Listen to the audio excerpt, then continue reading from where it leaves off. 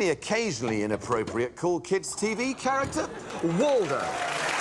We're on the third episode of the second season of Black Mirror. This one's called The Waldo Moment, and it's a comedy episode about a character, a cartoon character, who's gonna run for president. And already the comparisons are gonna fly out. Oh, it's kind of like Trump.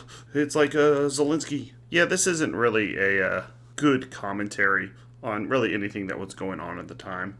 Charlie Brooker said that he got his inspiration for this from Boris Johnson, but this might be rewriting history a little bit, but he did say that in an interview.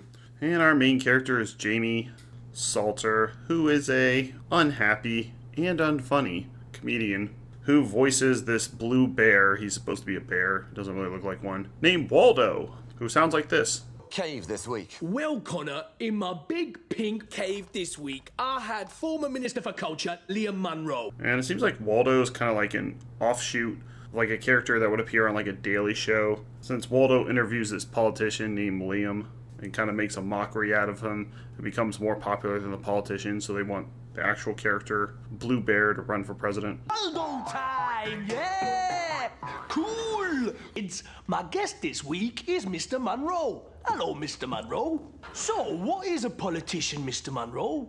Well, a politician is someone who tries to make the world a fairer place. Like Batman. Are you a pussy then?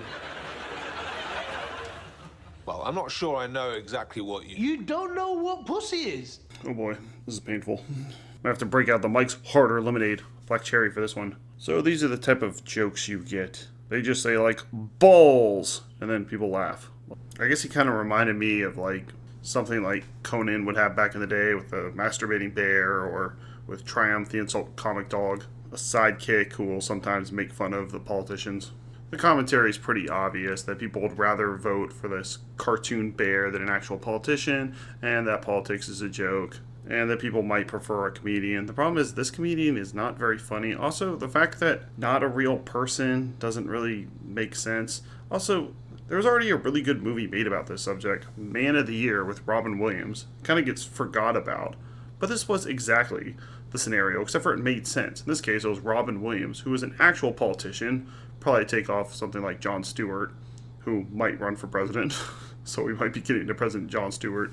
And Robin Williams, Man of the Year, plays a charismatic comedian who makes jokes, but also has policies and is able to run for president. This is a more realistic name in fake news. More and more people are watching your show, Jon Stewart, Bill Maher, for news. How crazy is that? Until the day he decided to stop going for laughs. Maybe you should run for president. I inhale because I thought, what the hell? It's lit. It's in my hand. I'll inhale it. When I was a young boy, I used to look at pictures of naked ladies. Backed by oil companies. And if you're representing special interest groups, maybe we should be like NASCAR. Little patches on the back. Enron. We take your money and run. Smackdown. He's not politically correct. 4 million illegal aliens are crossing the border with bedroom sets and night tables. And I think a better way to do political commentary rather than a freaking blue bear that doesn't exist. And to add insult to injury, I'm going to ruin the ending because really who cares? This is not a very good episode. Waldo doesn't even win. He gets in second. Monroe gets first. So all this is for absolute nothing. It's not even like it ends with him winning and then he does a good job or he does a bad job, or he just comes out and gives some speech and goes, "You voted for Blue Bear, you're morons." Like, he just doesn't even win. So it's like, what's the point of this episode? Oh man, Waldo Moment's bad. I don't really like it. We'll read some reviews. Mostly everyone hates it. And this is the first bad episode. I didn't like the first episode, as I mentioned, but I'd say this one is more poorly done. Now, it's only 43 minutes. Hi, I was editing the episode, TV Anthology Reviews here. I would like to issue an apology to the National Anthem. The episode, the National Anthem, which I gave a 2 out of 10 to. This is also going to get a 2 out of 10, but this is much worse than National Anthem. I would rather watch that guy a pig all day than this. Serious political point, that is. I've got one big blue point to make, Oh, Phil. God. Would you like to have a Thank look you. at it? And Charlie Brooker himself says that the episode was rushed due to time constraints. That's very obvious since the budget on this episode looks pretty poor too. I mean, they spent a lot of the episode of Waldo being on this projector screen on this car and him just standing out in a crowd of like 20 people doing his speeches. It's just poorly done. It looks cheap. It seems like they just like, I don't know, just park the van anywhere and we'll just have people gather outside of a coffee shop and we'll call this a rally. And this is a lot of the episode, is people just listening to Waldo outside like this coffee shop. But series creator and writer of this episode, Charlie Brooker, said that they got the idea for Waldo based on the British band Gorillaz. I actually didn't know Gorillaz was from Britain, but, you know, who can really tell? I guess now that I think about the songs, I'm happy, I'm feeling glad. Yeah, I probably should know they're British, but Gorillaz are British. Daniel Rigby did the voice of Waldo and played the comedian Jamie Salter. He's a real-life stand-up comedian. Not that this episode really showcases that.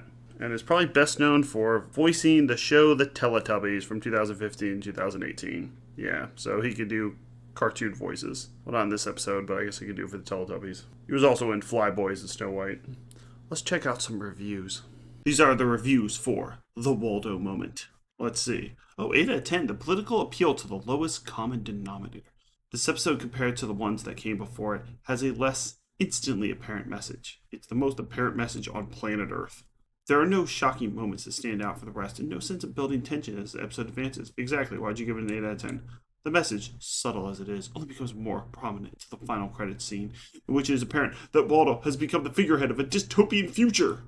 The episode has potential, but ultimately falls flat. I ultimately appreciate the message the writers convey here about the intersection of politics, pop culture, comedy, and technology. Yeah, they're also kind of saying that people care more about someone just being funny than actually having policy, since Waldo has literally no policy. However, everything about the Waldo character falls flat, true. Waldo's unpleasant to listen to and look at, exactly. He looks like a Flash animation. Looks like Alien Hominid or something. It doesn't help that the writing for the Waldo character is terrible. Balls. He's neither funny nor insightful in any way. The actor voicing him does a terrible job at it. The temper is unpleasant, and he doesn't sound like any kind of professional voice actor. I know. He talks like this. Hi, what's going on? 6 out of 10. This episode is often ranked the lowest in the anthology series, and rightfully so. I see what this episode is for. I see political apathy in Waldo. This episode spent too much time with Jamie. I want to see after Jamie resigned, but Waldo was very funny and slow tempo the episode. Made me feel like, but he still gave it a 6 out of 10. 4 out of 10. An asinine waste of an episode. Why create an episode this dull for a show full of so many thought-provoking truths? Why must everything in this episode be spoon-fed to me to the point where I feel dumber just for having observed it? The weakest link. Goodbye. Next up on our journey to review every single episode is White Christmas, and Carl Tibbets is back to directing again. He directed White Bear, we took a nosedive with the Waldo moment, and we're going back up with White Christmas. And this one tries a lot of things. It pulls off, I think, a really great ending. It does an anthology show within an anthology show. They'll also do this with something like Black Museum a little later. Personally, I preferred Black Museum from what I can remember, but this will be an interesting one to rewatch. So check out White Christmas. Oh, and it features the guy from Mad Men. And check out our playlist for all episodes of Black Mirror. We're covering every single episode of Mystery Science Theater 3000. Monsters we finished, Fear Itself we finished. We're doing Cowboy Bebop and Tales from the Dark Side. Thanks a lot. Be the one I need for a long time. Have an emotional stare at the